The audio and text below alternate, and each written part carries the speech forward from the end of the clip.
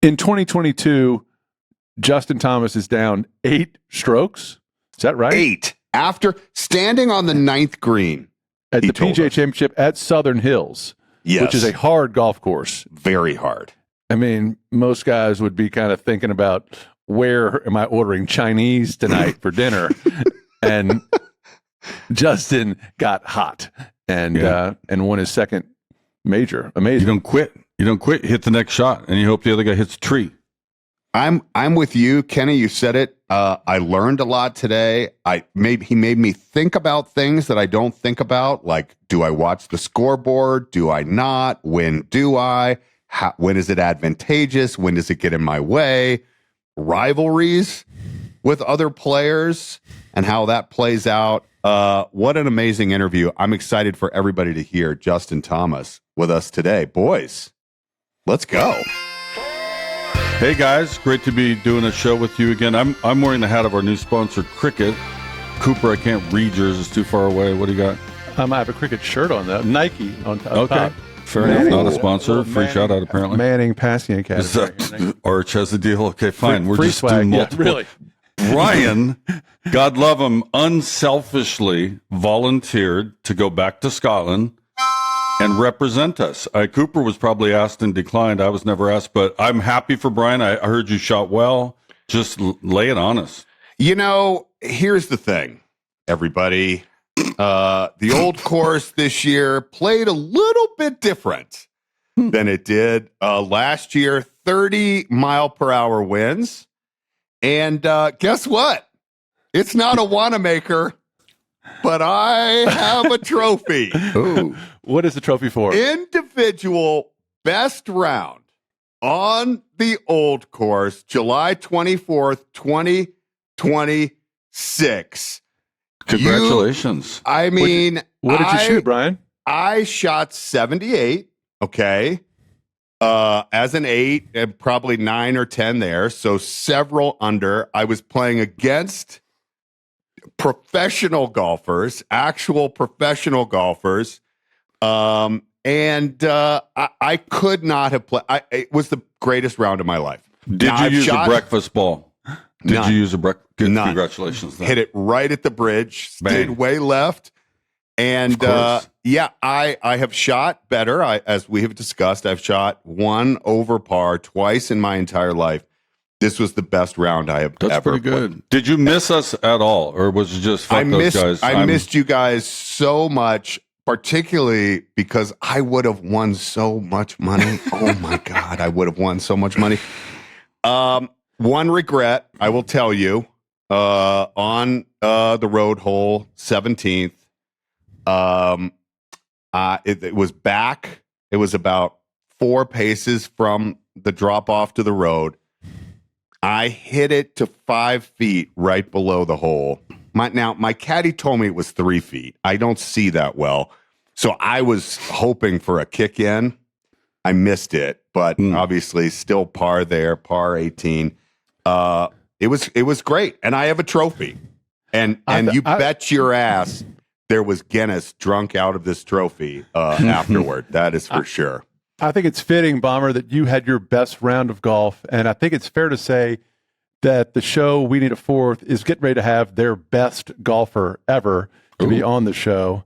Don't you think it's fair to say that Justin Thomas, 16 PGA Tour victories, including 2 majors, the 17 PGA Championship at Quail Hollow, the 22 PGA Championship at Southern Hills, 2017 PGA Player of the Year, former #1, FedEx champion, 5-time Ryder Cup member, 2-time President's Cup. Don't you think he's going to want to hear about your 78 and the size of that goblet that you're drinking small doses of Guinness from?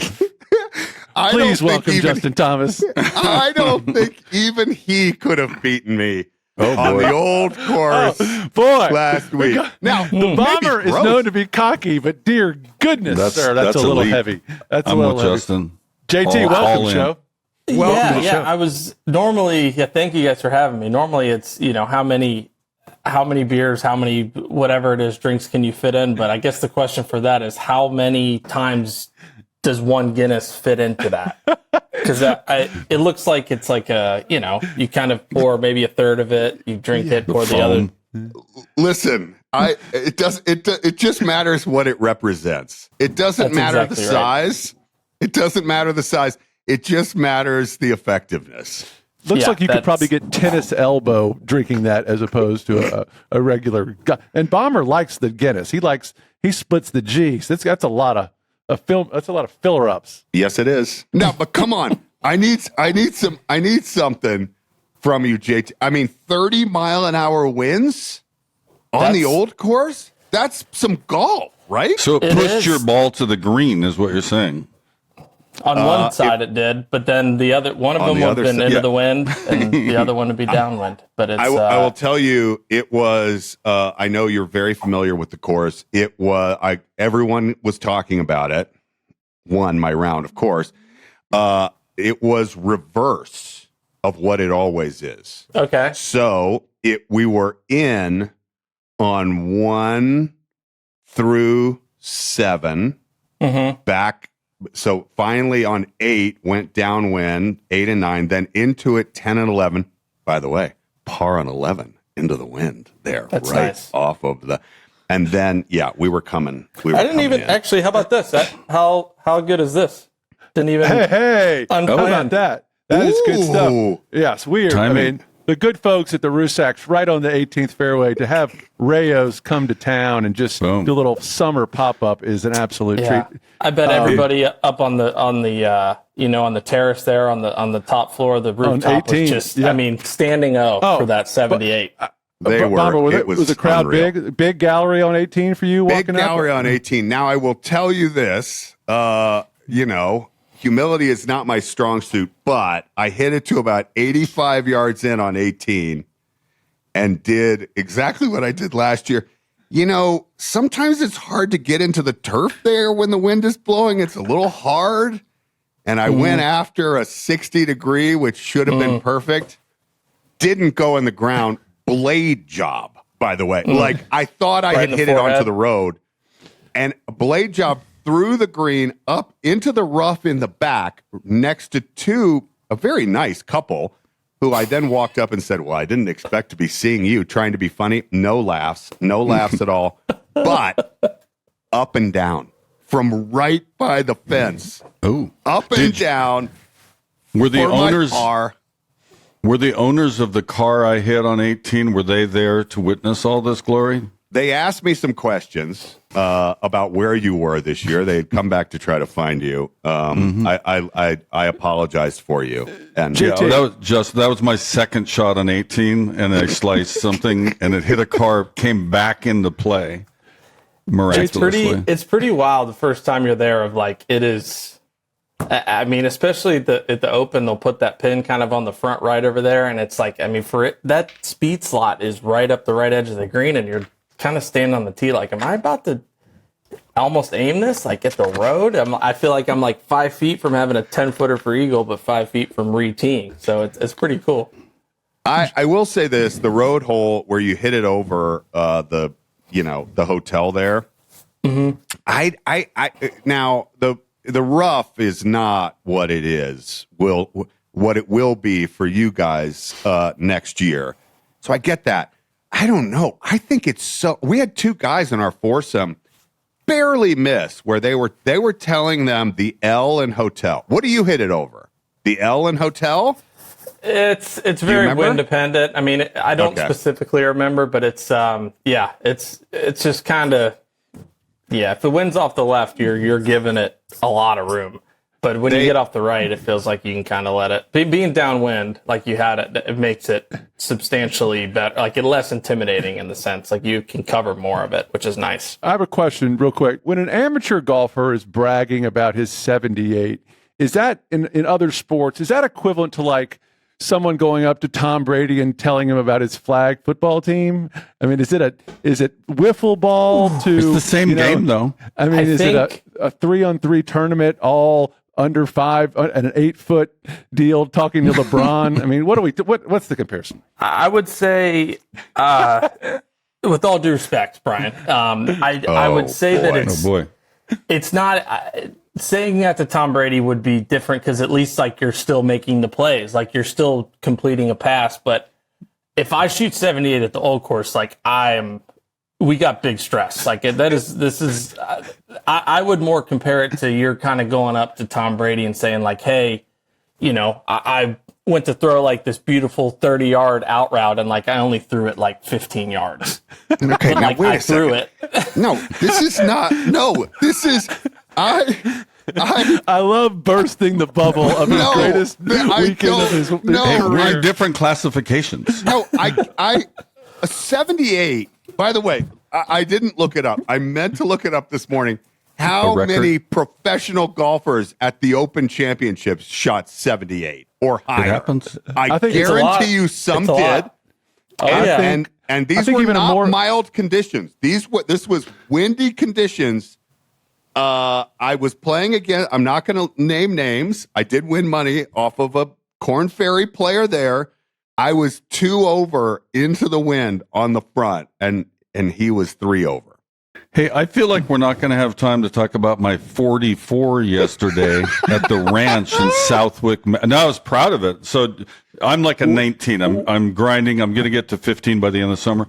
But a 44 for me, I'm like, okay, another one of those. That's 88.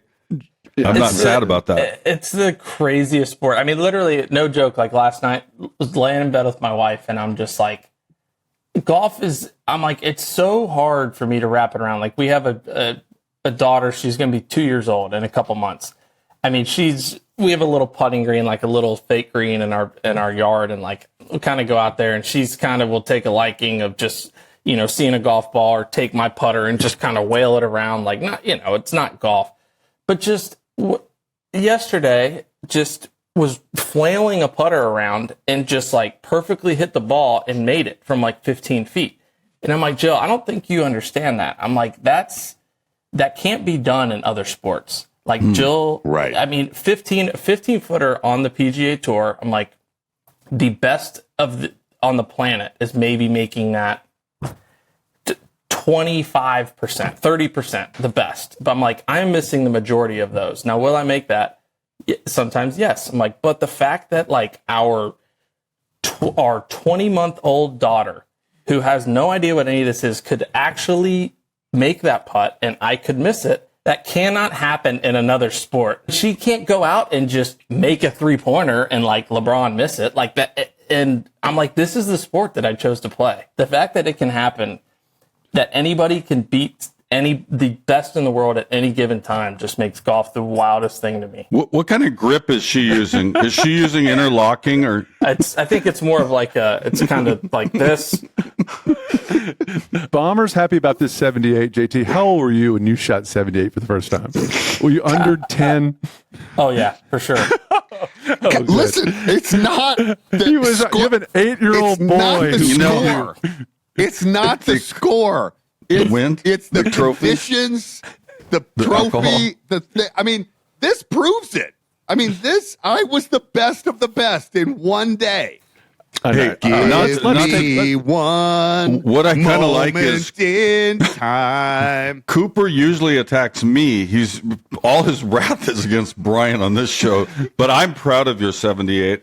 Another guy, since we're talking about breakthrough performances, it just happened as we tape this young kid, right? Jason Colvin, was it 21, 20, whatever, just out of nowhere. Jackson Colvin, he's a stud.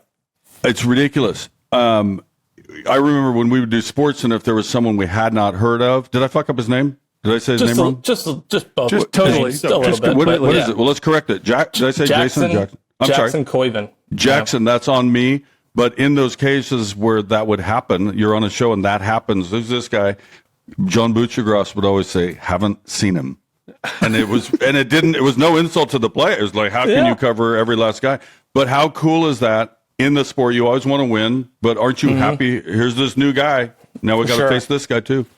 Yeah, we actually have the same agent, which is cool. And although he did go to Auburn, so that's not my favorite thing about him, but I definitely like him as an Auburn kid, and I feel like I've played some practice rounds with him in the last couple years, like U.S. Opens he's qualified for. So I've tried to tell him if kind of help him out and be a sounding board if he needs anything. So I mean, but when I've played with him, I've been very impressed. Like he's very mature for his age, and he has his head on straight, and I was obviously very impressed and I shouldn't say shocked, but still shocked that he won yesterday, but just how calm and how comfortable he looked was the impressive part to me. I'm like, and that was kind of something I told him Saturday. I was texting with him. I'm like, hey dude, like you've won, like, yes, it's harder to win at different levels, but winning, you still have to do the same stuff. Like you've been winning your whole life, so you have to still do that. But I didn't think he'd make it look that easy. I mean, he just absolutely blew him out of the water. So it was cool. He's a great player and obviously gonna be making a name for himself for a long time. Does he get a little trophy like Brian got in addition to the funds? I think so. I think it's I think Brian's actually talked about his 78 more than Jackson's talked about his win, but it's all relative. It's all relative. Listen, when you're not great, if you have any success, I feel like it's absolutely appropriate to celebrate. Success. It's a success. It's a success.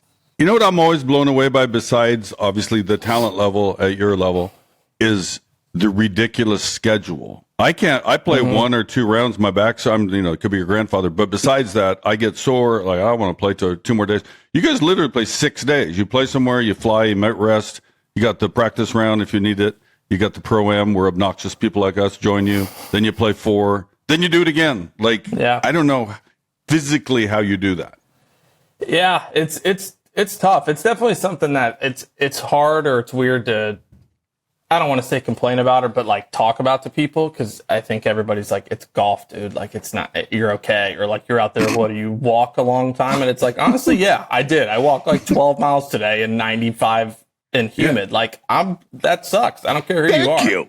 It's not fun, but it is. But it's all like, kind of like I just said. I mean, in a joking way of it all being relative. Like, we train and we're very used to that. But yeah, people that don't do it, it's like you play 3 or 4 days in a row, stuff starts hurting that doesn't normally hurt. And so yeah, it takes, to me, it's more like the mental side. Obviously you have some physical side, but the mental, it's of being able to kind of take a breather and just know when to not click on, but just to be out kind of grinding. I think when you're playing 3-4 weeks in a row, especially in the summer, as hot as it is, like you kind of need to know and spend your time a little bit more productively. Yeah, I know how you feel.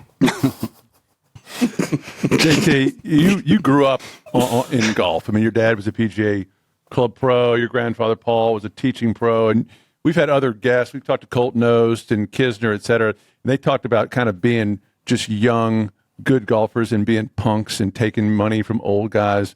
What was when did you start playing with real players and being the phenom that you were? And what are some obnoxious stories on your part, when you were taking money off these guys? I'm trying to think. I mean, I probably didn't necessarily like play with adults as much like at my dad's club growing up, but there was a fair amount of, junior golfers, and they were all older than me. And I've always been pretty competitive. So, I mean, the amount of chipping contests I've had on the chipping green at my home course is just, you can't put a number on it. I've definitely hit every chip and pitch you can possibly imagine there from anywhere.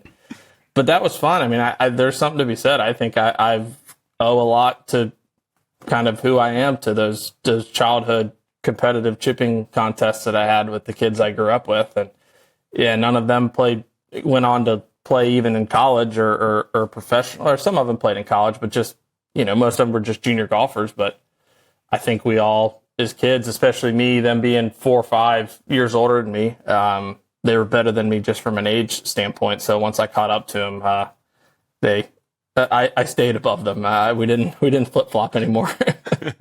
You turned professional at 19, young, great player. Did you ever have any doubts, or was the confidence always there for you?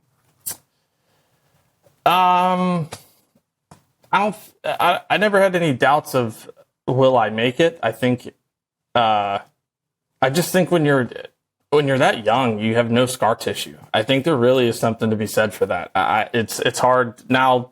being 33, like I understand it a little more. Like when you play out here for however many years and you just percentages and stats say you're going to lose a lot of times and you're going to have more heartbreak. You're going to have more tough times. And you don't have any of that when you're 19, 20 years old. It's when something goes poorly at a college event, you hop in your team van and you go home and you're not paying for anything. So you don't lose any money. You just go back to class and you start workouts and, the team does your dry cleaning for it. Like, it's all the little things. And then when you get out there, you're like, oh, okay, this is real life. Okay, here we go. I got to do all this stuff myself. So it was probably more of just the pressure on myself to win as soon as possible than it was like a fear of not making it, I would say. I was never one of like a backup plan. I'm like, no, this is my plan kind of thing. I know you're supposed to be just looking forward to your next shot, but can we go back? Was it 2022, your ridiculous comeback? Was it like down 7? I'm worried about yes. stating any facts after screwing up Jackson's name, but I have it right? You're down 7? Can you just like walk through that? Like if I'm down 7, I'm already paying Brian. It's over. I quit too early probably. Yeah, it was a weird day, and it was one that I had a bad Saturday to where I felt like, to be honest, I shot myself out of the tournament. I didn't really go into it thinking like, all right, I got a good chance here. It was a hard golf course. So what I had going for me is I was 7 back, but I was like, I was in maybe like 9th or 10th or 8th. Like I didn't have a lot of, I think it'd be harder to win, honestly, if I was 4 back, but I was in 20th or 25th because there just was less people that I had to beat.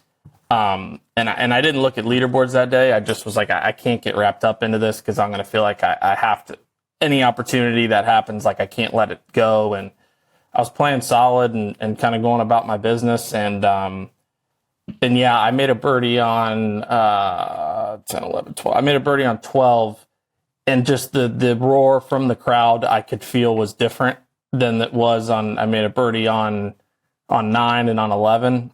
And I could feel it was a little different. And then I looked at a leaderboard and I think I was like 2 back or 3 back maybe.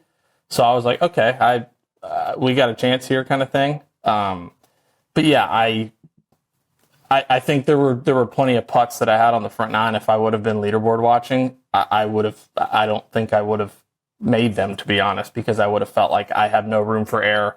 I'm 7 back. I went back and looked. I was 8 back standing on the 9th green on Sunday, and I had a birdie putt. Like there's no way any sane person thinks they have a legitimate chance. Like yes, any competitor, myself included, would be like, no, like yeah, if I birdied 6 or 7 of these last 10, like I have a chance, but that's not going to happen probably, and you need some help. And when I went back and saw that, and it just was like, man, that was a big lesson for me that day to just stay in it and play all 72 holes and kind of see where you end up kind of thing.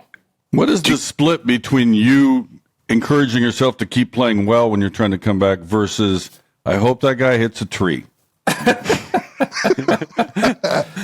Well, or a parked van in Kenny's case. Yeah. It's you like to hope that you don't have to rely on the others because then you haven't done your job. The hope is you play well enough. You always control the stuff you can control, but I was very fortunate, with how it panned out. I mean, Mito had a 1-shot lead going to 18, and I mean, I honestly when he was on 18, I thought we were going to go to a playoff. I mean, 18 is an unbelievably difficult hole in general, let alone when you're trying to win not only your first tournament, but also a major. So there was a lot of nerves going on. So I felt like I was probably going to go into a playoff, and then, he didn't hit a very good tee shot and ended up making 6 to where I was still in a playoff, but with just Will Zalatoris. So I definitely was not rooting for him to make 6, but like I wasn't rooting for him to make 4, right? I mean, let's be perfectly real here, right? But yeah, the hope is that you play well enough where you don't have to stoop to that point. You don't have to hex your opponent. Yeah, bad juju. Going back just a second. So this experience, you talked about being on 12 and that birdie happening, and you feeling something different, and you finally taking a look at the leaderboard. Has this changed you consistently in terms of your scoreboard watching? Like, do you intentionally not look now as much as maybe you did before? Or I'm just curious. It's really, really hard. I promise the first time I've ever in my career made it 18 holes without looking was the Sunday of the PGA this year. Believe it or not, I told myself the same thing. I was like, I need a great day. There's a lot of stuff that can happen. There's a lot of people, and like I have to shoot as low as I can shoot and whatever. And I actually made it all 18 holes without looking at a leaderboard, but it's so unbelievable because they're everywhere. Like they are truly everywhere. Like you go read a putt and you're like trying to look down your line and you're just kind of looking and you just want to like, it's right there. And it's just so hard not to see it. And so, but to answer your question, I kind of go in waves. Like right now, I feel like I'm at my best, or I do better if I just play. I think when I get too wrapped up in what other people have going on, like that's not. It just doesn't do anything good for me. Would that be the same, Justin? If you had a big lead, that's what I was going to ask. If you had a 4-shot lead on going the last day, and it's windy, you'd still be reluctant to look? I'm not sure. I think I would want to. I would love to let you know. I unfortunately haven't had a 4-shot lead on a Sunday. Well, it's coming, buddy. It's coming. But it's coming. I remember I used to. I kind of in some of my best seasons, like I always loved to look, and it was. But I was able to completely unemotionally and unattached from everything. I just wanted to look to see, okay, like from a game plan standpoint of right. Do I need to take anything on? Am I taking, playing more conservative, more aggressive? But I think it's more than anything. You need to stick to what got you there, but at the same time, kind of use common sense. And I think, that's when you rely.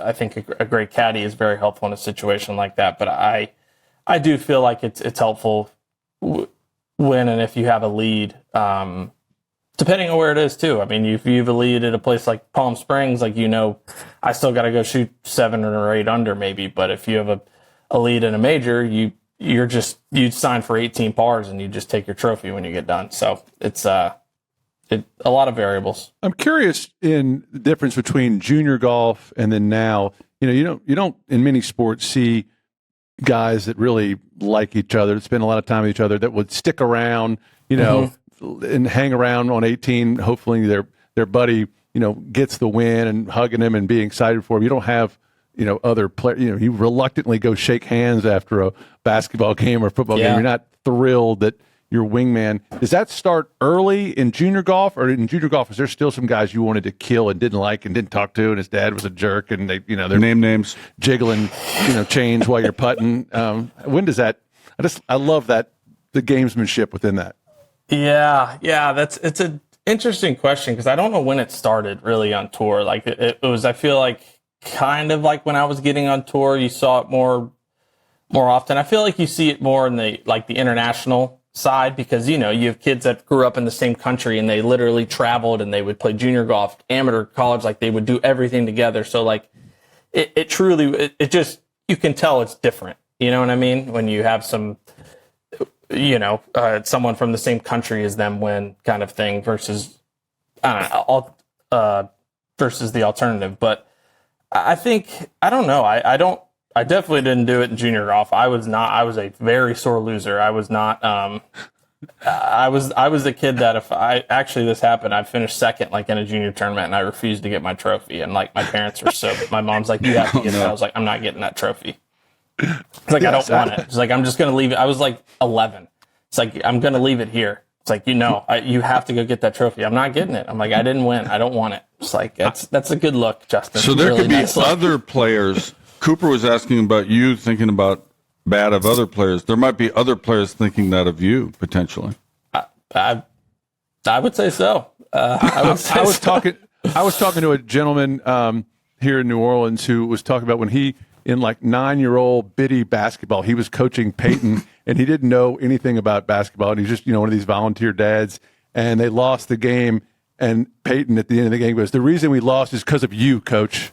And my dad's got to get him and go, bring him over to the house and make him apologize. I mean, that was, you were wired like that. It's I was, and I think I don't specifically remember this, but I remember my dad telling me the story again. I don't know if I'd go as far as saying I had a temper, but I would say that if I did, I had a little one, but I just was very fiery and just emotional, kind of how I am now. But I was at that at a young age, and my dad and I went and played 9 holes like one afternoon at the club with a member, and I wasn't playing well, and I was just being all pissy, and I just was being a brat, I was 10 years old or something like that, and my dad was embarrassed, and I would understand that. I mean, being now on the other side of that would be a pretty tough look for not only my dad, but the head pro of course playing with the member. And he just was like, "I'm so sorry he's acting like this. Like, you don't need to see that or deal with this." And the member said to my dad, he's like, "It's okay." He's like, he loves it. He's like, you're better off. You can't put the fire in somebody, but you can control it. And I think that really resonated with my dad of just, that's true. I mean, you can't force a kid to love something so much and be super competitive with something, right? I think the competitiveness and the want to do well is somehow just ingrained in you a little bit. And so I think he had a little different outlook. And I remember, my dad telling me that story. So it makes me feel better when I get a little fired up. I mean, your relationship with Jordan and Ricky is well documented. It's always very nice. It makes people feel good. One of you guys wins, and there's the congratulations you're talking about. But then there's also the fire that you're talking about. Have you ever taken your shoes off to not leave any spike marks around a hole? What was that? I didn't understand that. Have you ever? Has that ever? And what I'm getting at is that sort of fire, that sort of rivalry, we also really like to see. So two-part question. One, have you ever done something equivalent to that? And two, what is, in your mind, the best rivalry in professional golf right now? I have not done something like that. I thought it was hilarious. I love Lucas. Yeah. I think it wasn't to the level of petty, but it was, I respected it because I'm probably a little petty as well. So maybe that's why I did. But yeah, it was something where I guess the groups or somebody behind them was complaining about spike marks. And I guess somebody called Lucas out for some reason, which is mind blowing to me because I know he does an aim point, and I know I don't know what his metal spike situation, but to choose him out of it's weird to me. So I think he was basically something like, "Oh, I'm sorry, am I messing the greens up? Well, let me take my shoes off for you then. Sorry, I thought it was amazing. You're blaming it on me." And knowing him, he probably, if it was someone specific, waited and if you have a problem with it, say it to my face. Don't say it to an official. Say it to me. So I need to get more info on that because it was. I want to know who it was.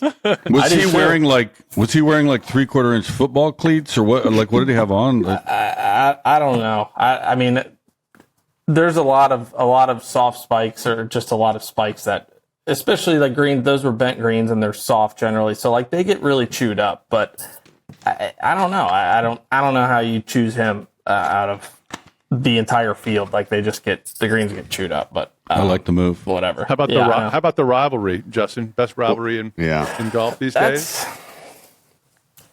That's tough. I think as weird as it is, I think we lost a lot of those with LIV. A lot of the guys that were kind of I don't want to say edgy, but just were the villains. Villains feels a little That's aggressive, not your but word. just maybe that would, I don't know. It just I think, you look at somebody like a Bryson that I feel is you have to have somebody that kind of plays into it a little bit, right? I think that's, and you look at someone like Scottie and he's just he's above that. I'm not, my, last week, of course, you just answered it perfectly. My rivalry every week is with the golf course. You're of course it is, Scottie. Just answer it perfectly. Again, whatever. But but I don't know. I think that I think that we lost some of those potentials with the LIV guys. So I think if they come back, there'll be some. But I don't know. It's weird. And the game of golf is so different than it was, kind of in the Tigers era of Tiger and Phil, and it's like in Sergio. and Sergio and So it's like it doesn't have. I feel like it doesn't have as many, or if any of those, as it used to, kind of thing. Which I don't know. Y'all can tell me if you think it's a good thing or a bad thing. But is there someone out there? Is there someone playing right now that you think could get under Scottie's skin and make him an enemy? Jackson Colvin. Yeah, I'm not sure if Jackson Colvin can, but I think Jackson Coyvin maybe can. Really. Jackson Colvin is my banker at JP Morgan. He's our financial advisor. I don't know. I had a misprint.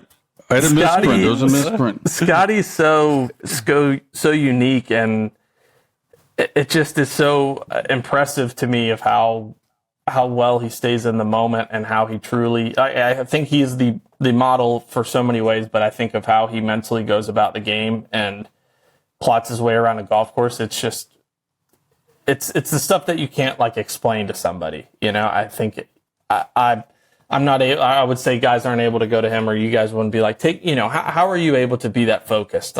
He's not going to probably explain it that well. He just, in his mind, he's like, I just do it. So I think that there's some truth to what he's saying of his biggest rivalry is maybe with himself in a way. Yeah. I mean, he said it very honestly, and sometimes it almost sounds cliche, like he's deflecting, and I'm going to answer it the perfect way, but it's his truth, right? It seems to be true. Yeah, no, he does. His interviews are pretty, I think, they've been really great. I mean, he had that answer at the British Open last year, kind of talking about winning and what it means to him, and it was. I mean, I watched it 2 or 3 times. I'm like, that's such a good answer, and it's again something that's very hard to explain to somebody or get someone to understand. But yeah, it's I think there's something to be said of somebody being that successful. I think you have to be kind of the one or the other. You have to be the full Tiger, just MJ mindset of hey, Kobe, get out of my way. I'm going to absolutely murder everybody, and I don't want anybody near me. Or of I'm going to do my thing, and I just believe that it's just better than everybody else. And wherever I am, it just happens to be better than everybody else more often. Yeah, that's so interesting, because I was just about to ask a follow-up question that was just sort of occurring to me in that moment. So is Jackson Coyvin, that guy, does he have less of a chance to win? This is no disrespect to Scottie. We're just sort of talking right now. But if Scottie had that putting the screw to him thing, right? Is there some, you know what I'm saying? Does he let him off the hook in some way? Again, Scottie I'm just sort of it's Scottie. I would argue he's the hands down the most competitive person I know. So he has that side of him of it's. I played beer pong with Scottie before where it gets hostile. He is belittling me and just telling me how bad I am and just it's stupid. And I'm like, dude, we're playing beer pong right now. What do you, and it's unbelievable. I mean, we stayed at a house together, and I have a friend who's unbelievable house in Napa, and we stayed at for the tournament last year, and he has a tennis court, and there was these lights, and we couldn't figure out how to turn them on. And we figured out our last night there, Saturday, he's leading the tournament, and he was just he was pissed off about his backhand. He's like, I just want to be I feel like I'm not hitting it solid. We figured the lights out, and he hit for an hour and a half. He had the machine going, and he's just hitting backhands, and he's like, all right, I feel good about it now. I'm sick, man. What is it? Hey, you brought it up with his shit talking during beer pong. It's always fascinating to me. We've had several pros on, and we talk about talking on the course, right? And obviously it depends on if you know him well and he's a friend or an acquaintance, how much of that goes on, because I never knew half of it went on. There's way more talking than I ever suspected. And have you had an incident where either you did it or they did it to you to tactically say something like Brian does to win the money off of us in between shots? No, there's no gamesmanship in regular events. I think team events, Ryder Cups, I think there's some gamesmanship stuff that very subtle but purposeful gamesmanship stuff that goes on. But I think no, you don't really have any of the shit talking during tournaments. So you're mostly just talking about you'll say nice shot, or you'll say, wow, you're pretty talking day. About literally, it's the weather, the most random stuff ever. Yeah. So the shit talking would come on, say, an event with you, Ricky, Jordan, Smiley, shirts off, 2016 spring break. Is that a shit talking event? That definitely, that kind of golf, yes, it's a very high octane situation, and we kind of will joke every once in a while having games. We're like, all right, like, are we trying to lose some friendships today, or like we trying to keep this cordial? Like, what are we playing for? How uncomfortable are we getting? So, but yeah, situations like that, I'd say that's when probably like the best, like the team event practice rounds, the playing at home, like that's when guys are needling and kind of poking at each other the most, I'd say. Just, do you like the rivalry that's kind of started up between Rory and Bryson? Do you find that entertaining? I don't know. I mean, I'd say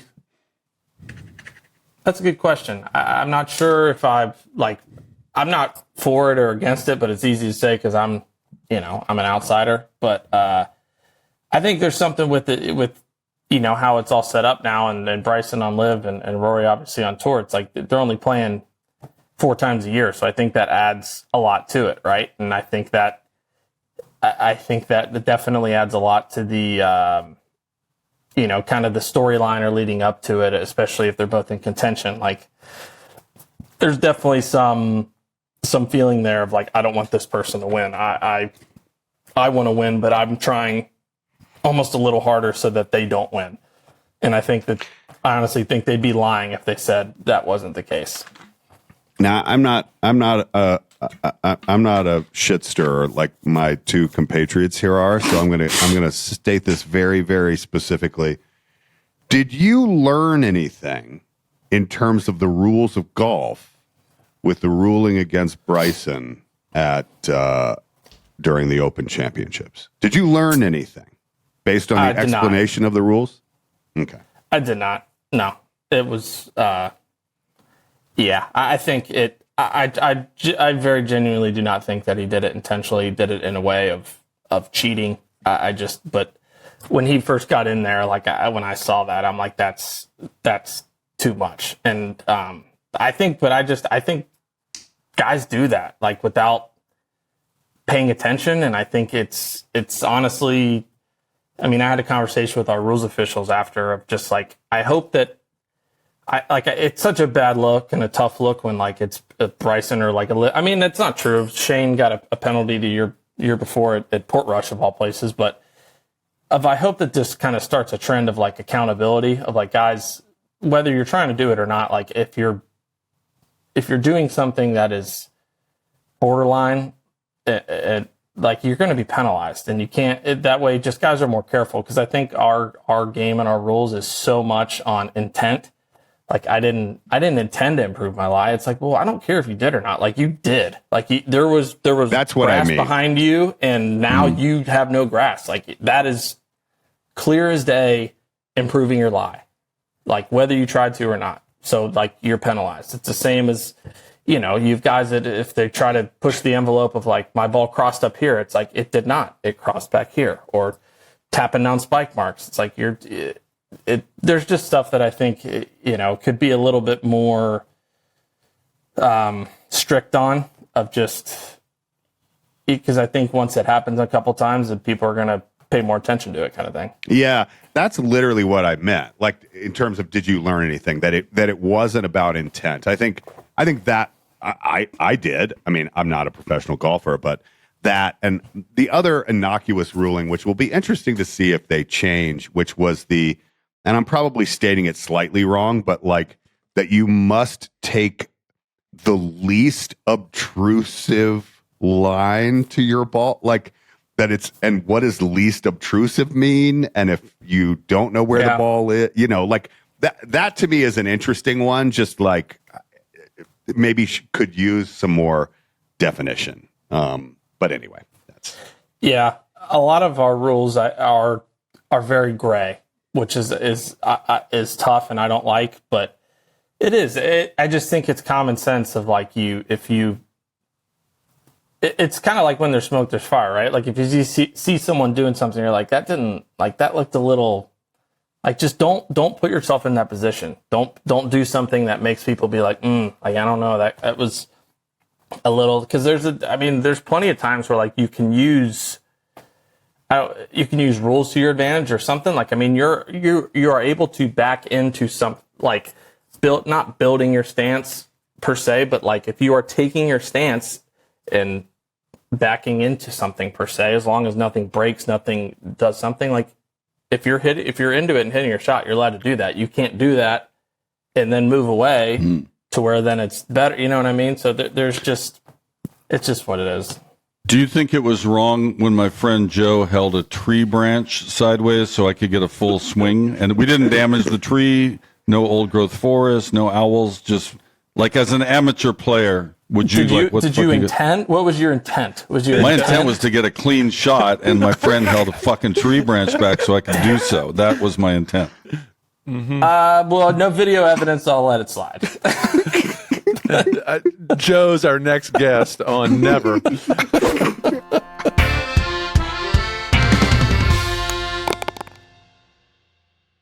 Hey, everybody. This September, take a moment to thank your golf course superintendent. Share your thanks by using the hashtag #ThankASuper on social media and shout out your local superintendents for keeping your game on course. And that's what we all like to do, right? We like to follow. We're rule followers. And I do. Rule followers. Yeah, I greatly respect the work they do. In fact, follow the cart signs. Don't be cutting across when it's like it's been raining. Cart path only, right? You got to play by their rules because they're keeping the course nice for you to play again. They're doing that for you, for us, for all of us. Don't drive up next to the green. Walk. They've given you a cart. They've given you the ability to have a cart. Walk up there. Sometimes I don't like to get my shoes sandy, so I'll just drive right in the bunker. Is that wrong? No. Wrong message. Okay. That's on his private course. He does whatever he wants. Yeah, you can't. No. I'll admit I've made the mistake, right? Sometimes you space out and you're not thinking, and you're thinking about your last terrible shot, and you're, oh, shoot, I'm not supposed to be. And then it makes you reverse, and certain courses really monitor you. They have my name, my pictures up at a certain course for violating so many times, but it's unintended. So then you throw it in reverse, you're beeping while Cooper's in his backswing, and you get back on the right track. Does that happen to you, like Kenny, where the cart automatically stops and you have to reverse back to the cart because that's what he's talking about? I got a worse one than that. My friend Matt Doyle, who I played with yesterday at the ranch, he was covering the British Open. They just call it the Open. And Tiger and Stevie were mad that he was covering the event for ESPN. They were mad that he was in Tiger's sightline, and they're yelling at him to move. And then he finally realizes, oh, they're talking to me. He's like 80 yards away. And he can't make the cart work, and now it's beeping, and it won't stop beeping. The BBC's like, "There's a buggy on the course," And he finally just ripped out the wires and ran. I think I abandoned the cart. It was pretty bad, but he was trying to follow the rules for sure. What about when the weather is bad? Is that the Super's fault? No. I think that's a separate segment, though. Hold on. It is. It's a great foreshadowing of a segment. We'll do it another time. We'll get to that. But no, that's their whole purpose. They're trying to keep their course maintained well enough so they can charge money and play the next day. You can't wreck a course and then now people can't play. So it actually helps everyone by following whatever signage they gave you. We have a great superintendent at our local club down south. And, sometimes you don't want to follow the rules, but in your heart. For your good. It's for your own good and for the course's good. This September, use the hashtag #ThankASuper on social media. Let them know that you appreciate them. Give them love. #ThankASuper.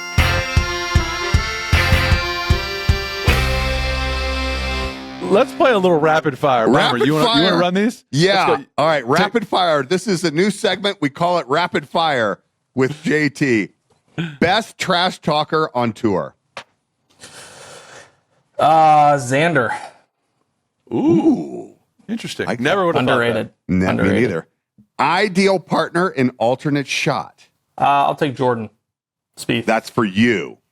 For you. That's a comfort there. Yeah. Why would I? Favorite tour stop? I love the Players. Players is. I like it more in May than I do in March, but I still love the Players. Should the Players Championship be a major? No, not right now. Okay. Least favorite tour stop? He probably doesn't play in it. What? Sorry, The one you skipped. The one you skipped. Least favorite tour stop? What about the tour stop you don't play well? Where's the spot you always go, oh, God, I just can't. Well, this one gives me trouble. I don't. Fortunately, you just don't play them. Like Okay, fine. I didn't like there used to be an event in China, and like I couldn't. It was like I played it twice. I had 8 rounds there, no cut. I had 7 rounds of par better, but I was like 8 under aggregate. Like I would just shoot 70, 71, and like 25 under would win. And I'm out there and I'm like, I'm grinding my ass off out here to finish 38th. And like, I'm hungry. Like I can't get on the internet. I'm like, I just want to go home. Like this, I can't. So after the last year playing it, I like told my agent, I'm like, the only way I'm playing here is if I can get an appearance fee to what the first place prize is, because I cannot win this golf tournament. I can't do it. So I never went back. Favorite venue for the U.S. Open? Oh, that's tough. Golf course, I loved. Man, that's hard. Like first ones that come to mind are like Pebble, Wingfoot, Torrey. Those are the first ones that come. They're very different, but like the West Coast U.S. Opens are the best because the weather's perfect in the summer and like the golf course is so good. So I'll probably go. I love Torrey South. I think it's a great golf course. JT, is there a golf course that is worthy of a U.S. Open that doesn't get the looks? Ooh. Yeah, I would definitely say so. I'd say. I mean, I'm glad to see they're going to Riviera. Like I had a. It's no disrespect to LACC, but I had a serious problem when the U.S. Open went to LA and they went to LACC and not Riviera. I'm like, I understand why they didn't go to Riviera because it's not a very big space, like in corporate hospitality, like parking, all that stuff. Like it's very difficult for them in that aspect. So you kind of have to factor that in. But to me, I'm like, if you're choosing a golf course in Los Angeles and like Riviera is one of the best courses in the world, like how do we not choose that? So I'm glad to see they're going there because I think, again, being in June, Riviera, it's such a great golf course. You know how they always say if you hit a bad shot, don't go up and stew about that. Think about your next shot, right? A cliche of golf, but a truism. Mm-hmm. How about if you hit a good shot and then you go up to hit your next shot? Can you think about the last shot because it was good? You can build off it, I'd say. I think it's. I'm trying to improve. I think what I like as to a do player is like, or an interviewer. Dear God, yeah. I'll use it as if I have maybe a shot on the back nine and it's like the same type of shot I had in the front nine, be like, I hit that 190-yard 6-iron really well on the 6th hole of the front nine, so like similar feeling to that. But whatever, any positivity is good. There you go. JT, I was talking to Eli. I said y'all had a fun round at Pine Valley not too long ago. Yeah. He mentioned Ricky had an ace. Yeah. Yeah. It was awesome. Yeah. It was so funny because I think the caddy is who took a video, and it was like that video was kind of going on the internet or getting around, and it was like, I'm not sure you were supposed to take that video. Did they by any chance video Eli driving around unable to find the range? He couldn't even say, I couldn't find the range. It was unbelievable. It was hysterical. It's like he took us to the range, couldn't find that, and then we went to the par 3 course, and like that took a while. But man, that was so fun. Eli got me so good, and you'll understand this and respect this. Of like one of the days we played, just a very subtle. how you think of this on the go. He's clearly done it before, but what? It's like 1, 2, 3, 4 that comes right back to the clubhouse before the 5, the par 3, and like we're on 4 green, and we're like we're gonna get some cocktails before we go to 5, and Eli's like, you guys want something to drink? You're like, yeah, well, and everyone kind of is their drink order, and he was like, well, JT, he's like, you finish first. He's like, so you just run in and get him. He's like, normally we just have whoever finishes first in the group. I was like, oh, great, perfect. So like I go in and I'm there, and it's like, yeah, we'll do 4, whatever, vodka lemonade, something like that. And he's like, great. And he's like, the other guy's coming in. I was like, oh no, like I finished first, so I'm coming in to get him. The guy's like, what the fuck are you talking about? it's like, yeah, he completely made that up. I was like, man, I totally felt so nonchalant. But I was like, oh yeah, that makes sense. I'll go in and get him. Eli's, he'll live forever. Dear goodness, he doesn't worry about a thing. Kenny, you got anything? Yeah, I just want to apologize to Jackson's family. I scribbled it. I have doctor's handwriting, and I glanced, and I fucked it up, and I apologize. I'm happy for his win, and happy that you joined us. I like just fun and getting real golf knowledge. I feel like my game has improved. I love to hear it. Real quick, just a couple other ones, and we'll get you out of here. Dead or alive, golfers or not, who's your dream foursome, and where are you playing golf? I'll go with my dad, my grandpa, and probably Tiger. I'll probably do us, and probably my home course. Maybe my home course I grew up at. I think that'd be a pretty special day. What kind of wager would that game involve? What would be the? Oof, man. What does Tiger like to play? He's kind of all over the place. I mean, I'd say the thing is my grandpa has probably played more money games that are like potentially mean more in the sense of like he's probably playing for money that he needs to win to go to the next tournament type thing versus, Tiger, it's truly house money, I would say. So, I would think my grandpa in his prime would probably be tough to beat in a money game. So whatever he'd want to do, and I'll take him. That's I left one thing out. Do you ever get tired of golf? We already talked about you play 6 days, and sometimes you'll skip a tournament, get some rest or whatever. But then you additionally, because you're hinting that you need to practice to be good at golf, I got that from you. You then go hit 700 more balls, and you go to the range, putt. Like it goes on. It never ends. Like, do you ever I ain't going to practice today. I'm going to save it for actual golf tomorrow. For sure. I think it's the same as anybody in their job. Like you just wake up and you're like, I don't really feel like doing my job today. But, you just hope it doesn't happen. It doesn't happen very often. And it's, at the wrong time, you know what I mean? But I mean, literally this week, even, especially getting home from the Scottish and the British, like it's taken a little bit to kind of get reacclimated, but I played early in the morning to try to kind of beat the heat. And I was like, I'm going to practice a little after. And I got to like 11 and I was like, I'm done. I'm completely checked out of this round. Like here's my money to, Keegan and Ricky that we're playing against. And I'm like, I'm done. I got done and I went home. I picked lunch on the way home and I was like, I'm not going to get anything out of practicing today. So it's, I need to be in the mental headspace for it, I'd say. Speaking of money games, you've learned a lot in this conversation today. How many strokes would you give me in a match? Well, considering it's 78. For playing St. Andrews, I think I didn't shoot that low and I played the Open there. So maybe giving you 5 aside, it sounds like something like that. Oh, is that it? Lydia Ko said 18, which I found very offensive. If you're getting 5 aside from JT, I would bet my hat, ass, and overcoat and everything I've got on the young man from Kentucky. Yeah, I think I probably would too. But you got to win the first tee before you start. You think that's the number? No, I don't. Charlie Hoffman gives me like 13. Bigger? Yeah. Charlie Hoffman gives me like 13. Yeah, I think that would be. Yeah, probably something in around the 12 to 15 range, I'd say. 15, I'll kick your ass. 15. For sure. Let's make a bet.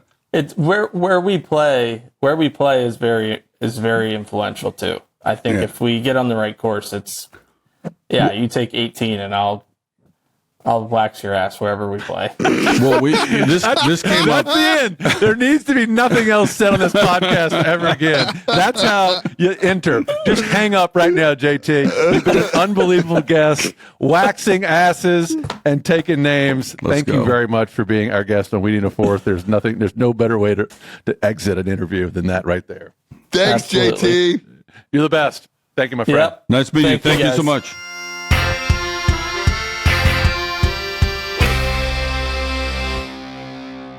Cooper, you put it really well. That's a solid way to end any day, actually.